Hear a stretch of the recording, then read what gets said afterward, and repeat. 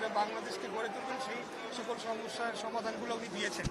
আজকে এই এত কথাগুলো আমরা এখানে শ্রদ্ধা জানাতে এসেছি বাংলাদেশ জাতীয়তাবাদী মুক্তিযোদ্ধা দল এবং বাংলাদেশ জাতীয়তাবাদী মুক্তিযুদ্ধের প্রজন্ম। আমি আহ্বায়ক, নবগঠিত কমিটির আহ্বায়ক হিসেবে মনোনীত হয়েছি। আমার বাম পাশে আমাদের সদস্য সচিব রয়েছেন, আমার ডান পাশে সিনিয়র যুগ্ম আহ্বায়ক তিনি রয়েছেন।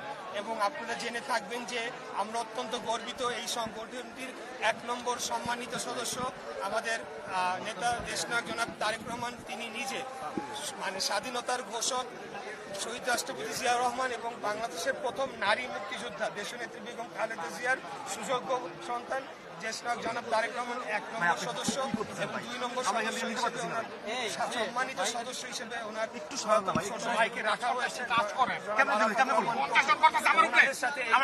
থাকতে পেরে আমরা আনন্দিত এবং গর্বিত এবং আমরা মনে করি আজকে বাংলাদেশে মুক্তিযুদ্ধের বিরুদ্ধে করানো হচ্ছে সেটির বিরুদ্ধে ভূমিকা রাখার গুরুত্বপূর্ণ একটি সময় চলে এসেছে।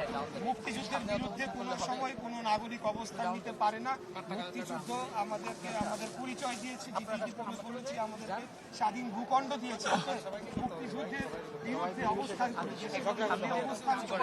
যারাই যে দেশের পক্ষে আমাদের যে স্লোগানটি রয়েছে সবার আগে বাংলাদেশ, দিল্লি নয়, পিন্ডি নয়, নয় অন্য কোনো দেশ, সবার আগে বাংলাদেশ। অর্থাৎ এই স্লোগানটির মাধ্যমে খুব স্পষ্ট হয়ে যায় আমাদের বার্তাটা কি।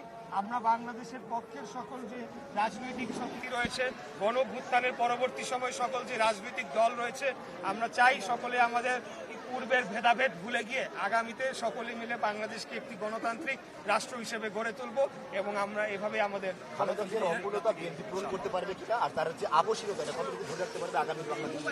আমি মনে করি যে ইতিমধ্যেই ওনাদের পরিবারের যে আকস্মিকতা বাংলাদেশের স্বাধীনতা সার্বভৌমত্বের প্রশ্নে সেটির প্রমাণ বারবার তিনি দিয়েছেন। তিনি 1/11-এর সময় নির্যাতিত হয়েছেন, তাকে দেশ থেকে বাধ্য করা হয়েছে, এগুলোর কিছুই হতো না চলি না কিনা দেশের প্রশ্নে বাংলাদেশের স্বাধীনতা সার্বভৌমত্ব অথবা ন্যাশনাল ইন্টারেস্টে অন্য কোনো প্রশ্নে যদি জিয়া পরিবার আপোষ করে থাকতো তাহলে তো এই এত অত্যাচার নির্যাতন জিয়া পরিবারের উপর দিয়ে যেত না।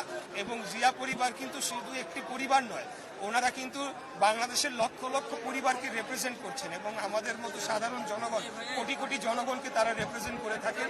আমাদের কথাগুলাই ওনাদের রাজনৈতিক কর্মকাণ্ডের মাধ্যমে প্রতিফলিত হয়। অতএব এই পরিবারের উপরে আক্রমণ মানে বাংলাদেশের স্বাধীনতা সার্বভৌমত্ব বিশ্বাসকারী রয়েছে এবং আমাদের নেত্রীর যে দীর্ঘ লড়াই, এই বয়সে ওনাকে জেলে কারাবরণ করতে যায়। আমি নিজে কারাবরণ করেছি, আমি জানি সেই জীবনটা কত কষ্টের হয় এবং সেই জায়গাতে উনি এই বয়সে এই শারীরিক অসুস্থতা নিয়েও যে কারাবরণ করেছেন কিন্তু তারপরেও একটিবারের জন্য বাংলাদেশের প্রশ্নে আপোষ করেন নাই এবং আমাদের নেতার ক্ষেত্রেও তাই। উনি একটিবারের জন্য একটি সেকেন্ডের জন্য কখনো তিনি বাংলাদেশের প্রশ্নে আপোষ করেন নাই, যার কারণেই ওনারকে শারীরিকভাবে আহত করার থেকে শুরু করে এই ধরনের নির্যাতন ওনার পরিবারের উপর হয়। তো আমি মনে করি শতভাগ উনি সফল হবেন, জনগণের প্রত্যাশা। ভাই ভাই ভাই আচ্ছা আচ্ছা আচ্ছা